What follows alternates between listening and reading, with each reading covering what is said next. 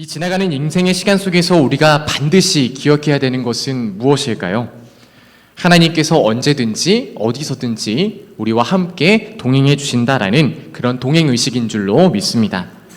우리 그런 의미에서 옆에 계신 분들과 이렇게 한번 인사해 봤으면 좋겠는데요. 이렇게 손가락을 쿡 찌르시면서 한번 인사해 보겠습니다. 하나님이 당신과 함께 하신대. 하나님이 당신과 함께 하신대.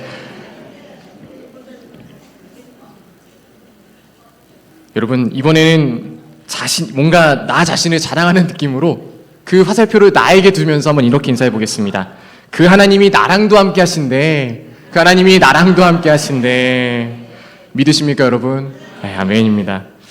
바라기는 우리 교회 온 성도님들이 하나님과 동행하는 그런 삶을 언제나 살아가시기를 간절히 소망합니다. 여러분, 우리말의 속담 중에 이런 말이 있죠. 호미로 막을 것을 무엇으로 막는다? 네, 가래로 막는다라는 그런 말이 있습니다. 작은 문제를 제때 신경 쓰지 못해서 그 일이 커져가지고 결국엔 호된 대가를 치게 된다라는 뜻입니다. 그런데 여러분, 제가 이 속담의 의미는 잘 알고 있는데 사실 도시 인천에서 자라나가지고 그 시골에 농사를 지어본 적이 없다 보니까 도대체 왜 호미로 막을 걸 가래로 막는 걸까라는 그런 궁금증이 생겼습니다.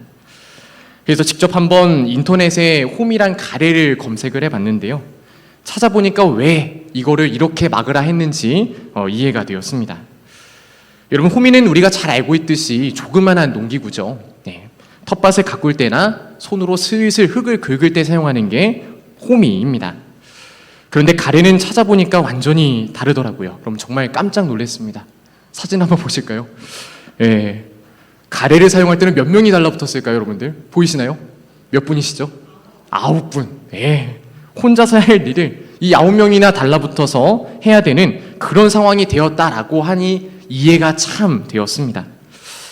처음에는 호기로만 막을 수 있을 때 막았다면 아주 작은 수고로 끝났을 텐데 뭐 괜찮겠지 하면서 가볍게 넘기거나 나중에 하지 뭐라고 하다가 미루다가 결국에는 여러 사람들 다 불러 모아올 만큼 일이 감당할 수 없을 만큼 커졌다라는 것이죠.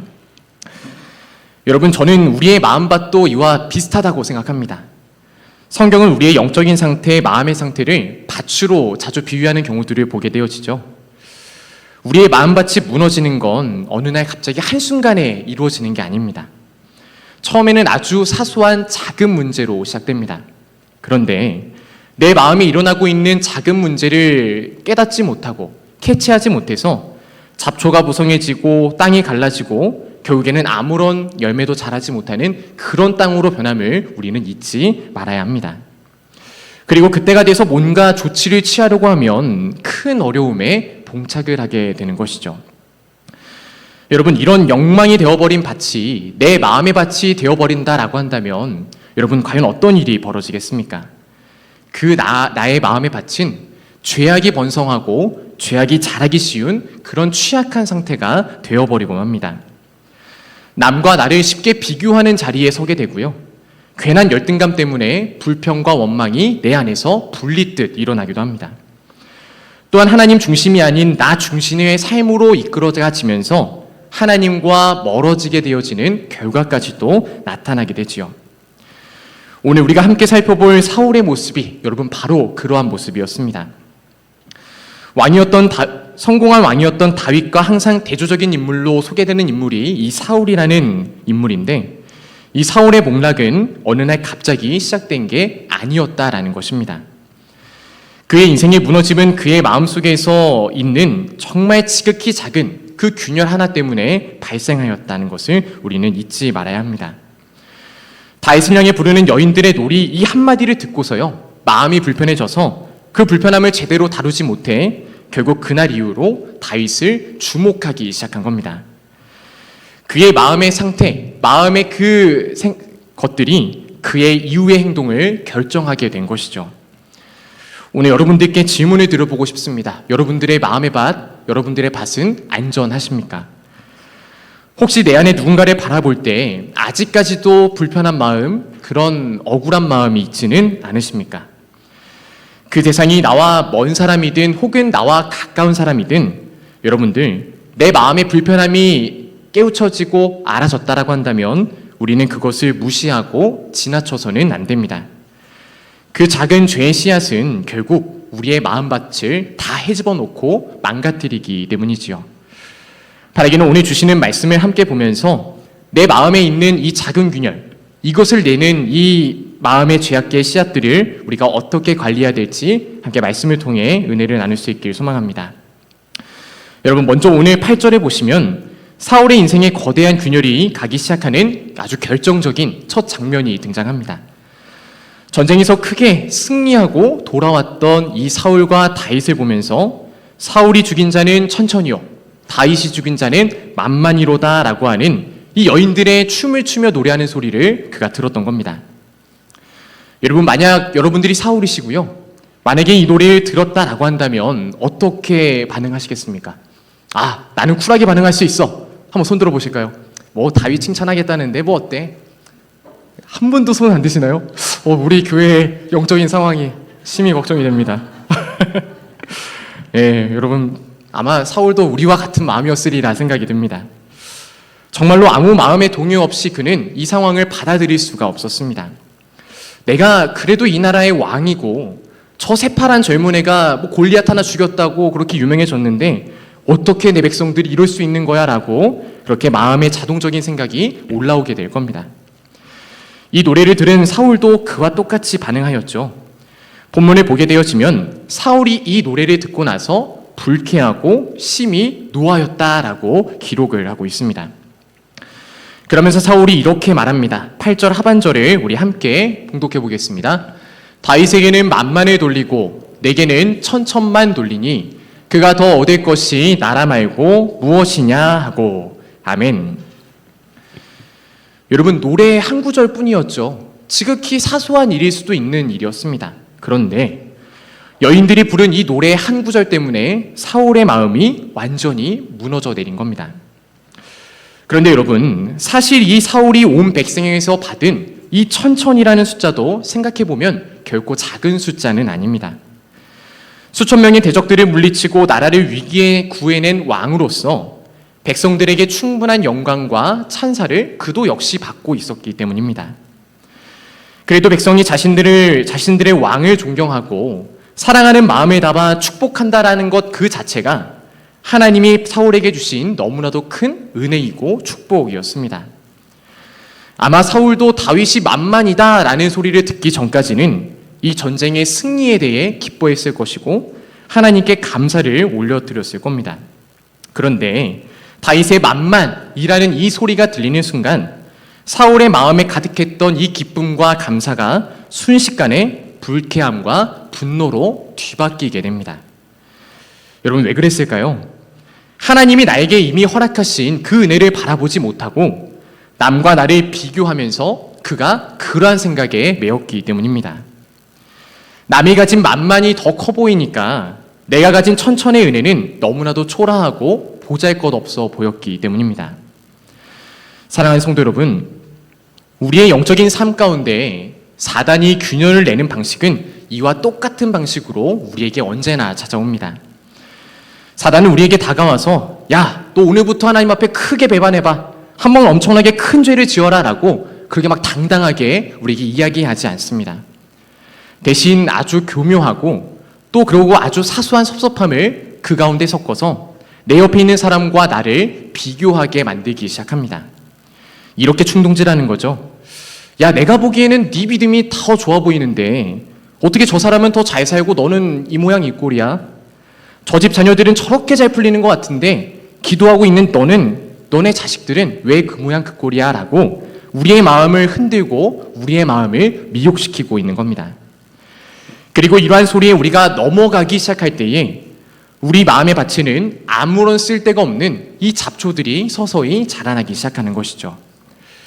여러분, 비교는 하나님이 내게 주신 은혜, 그 은혜를 순식간에 아무것도 아닌 것으로 만들어버리는 사단의 가장 강력한 무기임을 잊지 마시길 소망합니다. 사울의 마음밭에 스며든 이 사소한 비교의 마음, 이 질투의 작은 싹이 결국 그의 인생 전체를 송두리째 파물로 몰고 가는 그런 거대한 영적 균열의 시작이었음을 여러분들 꼭 잊지 마시기를 간절히 소망합니다. 여러분, 이렇게 비교하는 마음, 시기하는 마음이 순간적으로 드는 것까지는 어쩌면 우리의 연약함 때문일지도 모릅니다. 우리는 모두가 다 불완전한 인간들이고 또 살다 보면 그런 마음이 순간순간 튀어나올 수도 있기 때문입니다. 그런데 진짜 문제는 그 다음 우리가 어떻게 반응하느냐입니다. 사울은 자기 마음에 생긴 그 작은 균열을 해결을 할 생각을 하지 않고요, 그대로 그것을 방치해버리고 말았습니다. 이런 생각이 들었으면 호미를 들고 이것을 곧장 뽑아냈어야 되는데 그런 부정적인 감정의 상태를 그대로 내버려 둔 것이죠. 결국 그 방치의 결과가 어떻게 나타났을까요? 우리 본문 9절 말씀을 함께 봉독해 보겠습니다. 그날 후로 사울이 다윗을 주목하였더라. 아멘. 여러분, 사울이 다윗을 주목하였다라고 성경은 기록합니다. 근데 여기서 주목하다라는 단어는 어떤 긍정적인 의미에서 다윗을 바라보게 되었다, 혹은 다윗을 쳐다보았다라는 그런 류의 의미가 아닙니다. 여기서 주목하다라는 단어는 히브리어 아반이라고 하는 단어가 사용되었는데요. 이 용어의 원어적 의미를 살펴보면 의심 가득한 눈초리로 흘겨보다, 혹은 사악한 의도를 품고서 질투의 눈으로 바라보다라는 그런 의미를 가지고 있습니다. 앞서 말씀드린 호미와 가래의 속담처럼 처음 불쾌한 마음이 내 안에 들었을 때 기도의 호미로 그것을 쏙 뽑아내면 되는 일인데도 그것을 가만히 두어서 이 다윗이라는 존재에 대하여 내 마음, 내 생각이 온통 그곳에 빼앗기게 되는 안타까운 상황이 벌어진 겁니다. 여러분, 이날 이후로 사울의 인생에는 어떠한 변화가 나타났을까요? 사울의 눈에는 더 이상 하나님이 보이지 않게 되었습니다. 하나님이 이스라엘에게 베푸신 구원의 승리도 다윗의 공으로만 항상 돌리면서 그를 질투하게 되고, 왕으로서 자신이 해야 할 거룩한 사명을 다 잊어버리면서 다윗을 잡는 데에만 혈안이 되는 그런 인생으로 살아가게 되어집니다. 오직 다윗이 무엇을 하는지, 백성들이 다윗을 어떻게 이야기하고 있는지 온통 사방을 두리번거리면서 다윗 한 사람에게만 집착하는 비참한 인생이 되었던 것이죠. 여러분, 내 안에 찾아오는 작은 서운함과 질투, 마음 미움의 균열을 방치하면 결국 우리도 사울과 같은 인생을 살아갈 수밖에 없게 됩니다. 우리의 시선이 어떻게 바뀌게 되어지는가? 나를 도우시는 하나님의 그 은혜를 바라보는 눈길에서 문제와 원망의 대상에 나의 시선이 완전히 고정이 되어버리는 겁니다. 하루 종일 그 사람만 생각이 나고요, 나에게 상처 주었던 말 한마디가 내 마음속에서 계속해서 남게 되어지는 겁니다. 그리고 더 무서운 사실이 무엇인지 아십니까? 그 다음 본문 9절인 10절에 보면 사울이 다윗을 주목하기 시작한 이후로 그 다음 날 사울에게 하나님께서 부리시는 악령이 그를 힘있게 다루었다라는 말씀의 구절이 등장하게 됩니다. 내 마음에 생긴 작은 균열을 방치하는 게 이 사단에게, 그래, 너 내 마음의 밭에 들어와서 날 아무렇게나 휘집어놔 라고 외치는 그런 외침과 같이 우리의 삶을 내어주는 것과 같은 인생이 벌어진다라는 겁니다. 여러분, 오늘 여러분들의 시선은 과연 어디를 향하고 계신가요? 혹시 사울처럼 미움과 질투의 대상을 바라보시면서 내 소중한 마음의 밭을 하나님께 드리는 것이 아니라 사단에게 이 마음의 밭을 주고 계시지는 않으십니까? 이 무서운 영적 방치를 오늘 이 시간 예수 그리스도의 이름으로 끊어내시길 주님의 이름으로 간절히 소망합니다. 그렇다면 여러분, 사울처럼 가래로도 막지 못할 큰 비극을 우리가 맞이하기 이전에 우리가 어떻게 이 마음의 균열을 막으면서 나아갈 수 있을까요? 답은 아주 명확합니다. 사단이 우리 마음에 비교와 시기의 잡초를 내기 전에 우리는 지체하지 말고 우리에게 주어진 영적 호미를 가지고 내 마음의 밭을 날마다 기경해야만 합니다. 여러분, 첫 번째로 해야 할 일은 우리의 시선을 사람에게서 하나님께로 그 시선을 전환해 드리는 겁니다. 한번 따라해 보실까요? 우리의 시선을 사람에게서 하나님께로 전환하는 것. 여러분, 우리의 시선을 누구에게로요? 하나님에게로 전환하는 것. 여러분, 사울의 불행은 여인들의 소리에 귀 기울이고 다윗이라는 사람, 이 여인들과 다윗이라는 사람에게 주목했기 때문에 발생하였습니다. 여러분, 우리는 언제나 사람을 바라보면 낙심하게 되고요. 세상을 바라보면 그것에 실망할 수밖에 없습니다. 이 진리를 우리는 결코 잊어서는 안 됩니다. 사람은 사람에게 주목하느라 하나님을 잊어버렸지만 우리는 지금 우리의 눈을 들어서 나를 구원하시고 나를 또 인도해 주시는 그 하나님만을 바라봐야만 합니다. 내 시선이 나의 죄악을 소멸케 하시는 이 십자가 예수 그리스도께 고정될 때 내 마음에 틈타던 사탄의 균열은 예수 그리스도의 이름으로 쫓아나기 때문입니다. 영적 고민을 들고 해야 할 두 번째 일은 그렇다면 무엇일까요? 하나님이 내게 주신 이 천천의 은혜, 이 천천의 은혜를 기억하면서 감사의 호미질을 매 순간 하는 것입니다. 여러분, 사단이 내 마음에 찾아와서 저 사람은 만만인데 너는 왜 기껏해야 천천밖에 안 되느냐라고 혹시나 속삭인다면 우리는 다음과 같이 믿음으로 선포해야 됩니다. 아니다. 나에게 주신 이 천천의 은혜도 하나님이 주신 것이기 때문에 나에게는 너무나도 과분하고 하나님의 축복이다라고 우리가 담대히 외쳐야 될 줄로 믿습니다. 우리 한번 따라해 볼까요? 내게 주신 천천의 은혜도 하나님의 축복이다. 여러분 믿으십니까? 아멘. 여러분, 비교의 잡초를 뿌리 뽑는 가장 강력한 무기는 무엇일까요? 하나님이 내게 주신 것을 내 입술로 감사의 고백으로 올려드리는 일입니다. 감사할 때 우리는 남의 손에 쥔 것을 바라보면서 부러워하거나 원망하지 않습니다. 오늘 내 삶에 천천의 은혜라 할지라도 그것을 내게 채워주신 그 하나님의 은혜를 우리가 헤아리게 되기 때문입니다. 감사는 내게 없는 것에 집중하게 만드는 것이 아니고요. 내게 이미 주신 것을 깨닫게 하고 또한 그것을 알게 한다는 것을 여러분들 잊지 마시길 소망합니다. 밭에 잡초가 비가 오면 가만히 두어도 또 자라나듯이 우리의 영적 호미질도 날마다 이루어져야 될 줄로 믿습니다. 매일 아침마다 눈을 뜨실 때마다요, 말씀으로 내 마음을 비춰보시고요, 무릎 꿇어 하루를 기도 가운데 시작하는 것을 여러분들 꼭 행하시기를 간절히 소망합니다.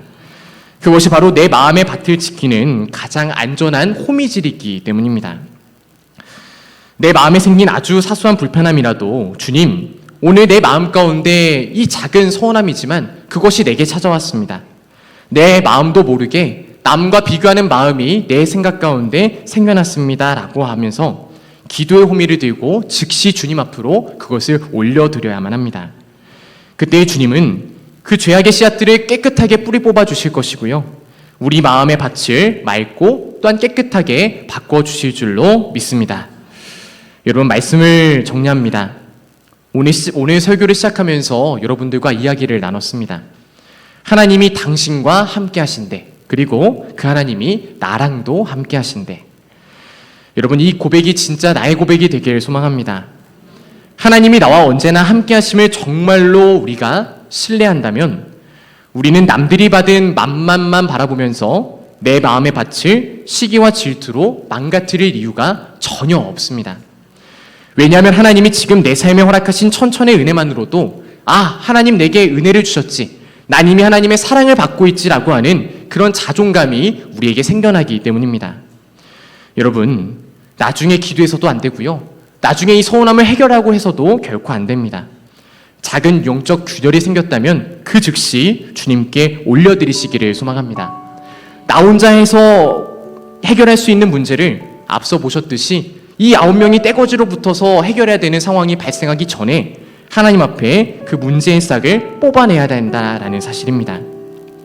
바라기는 다가오는 한 주간의 삶을 통해서 날마다 말씀과 기도를 통해 사단에게 그 어떠한 틈도 내어주지 않으시는 저와 여러분이 되시길 주님의 이름으로 간절히 축복합니다.